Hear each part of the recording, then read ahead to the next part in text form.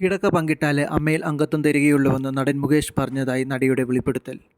നടന്മാരായ മുകേഷും ജയസൂര്യയും ഉൾപ്പെടെയുള്ള 7 പേർ ലൈംഗികമായി ഉപദ്രവിച്ചെന്ന് നടി മിനു മുനീർ മാധ്യമങ്ങളോട് പറഞ്ഞു. ആദ്യത്തെ വില്ലൻ ജയസൂര്യയാണ്. തൻ്റെ ആദ്യ ചിത്രമായ ദ ഇങ്ങോട്ട് നോക്കിയുടെ സൈറ്റിൽ വെച്ചാണ് ദുരനുഭവമുണ്ടായത്. ടോയ്ലറ്റിൽ നിന്ന് വരുമ്പോൾ പുറകിൽ നിന്ന് വന്ന് കെട്ടിപ്പിടിച്ച് ചുണ്ടിൽ ചുംബിക്കുകയായിരുന്നു.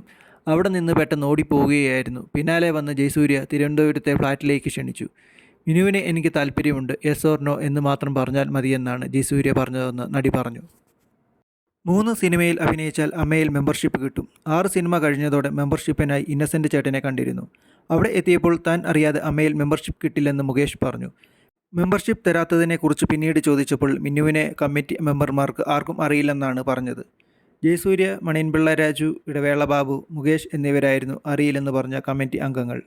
കലണ്ടർ സിനിമയുടെ സെറ്റിൽ വെച്ച് മുറിയിലെത്തിയ മുകേഷ് കടന്നുപിടിച്ചതായും നടി പറയുന്നു. മുകേഷിനെയും ജയസൂര്യയെയും കൂടാതെ മണിയൻപിള്ള രാജു, ഇടവേള ബാബു, അഡ്വക്കേറ്റ് ചന്ദ്രശേഖരൻ, പ്രൊഡക്ഷൻ കൺട്രോളർമാരായ നോബിൾ, വിച്ചു എന്നിവർക്കെതിരെയാണ് നടിയുടെ ആരോപണം. എതിർത്തതോടെ നിരവധി അവസരങ്ങൾ നഷ്ടമായെന്നും നടി പറഞ്ഞു. 2012 തന്നെ താൻ ഈ കാര്യം പുറത്തു പറഞ്ഞിരുന്നു. അന്നൊന്നും ആരും ഇത് ഏറ്റെടുക്കാൻ തയ്യാറായില്ല. നല്ല ടാലൻ്റുള്ള കുട്ടികൾ മലയാളത്തിലുണ്ട്. അവർക്കൊന്നും ഇവർ അവസരം കൊടുക്കുന്നില്ല. രാഷ്ട്രീയക്കാരനായതുകൊണ്ടാണ് തനിക്കെതിരെ ആരോപണം ഉന്നയിക്കുന്നതെന്ന് മുകേഷ് ഇന്നലെ പറഞ്ഞതുകൊണ്ടാണ് ഇപ്പോൾ ഇക്കാര്യം തുറന്നു പറഞ്ഞതെന്നും മിനു പറഞ്ഞു. അഡ്ജസ്റ്റ്മെൻറ്റുകൾ സഹിക്കാൻ കഴിയാതെ വന്നതോടെ മലയാള സിനിമയിൽ നിന്നകന്നുവെന്നും താമസം ചെന്നൈയിലേക്ക് മാറ്റിയതായും ആരോപിതർക്കെതിരെ നടപടി വേണമെന്നും താരം പറയുന്നു.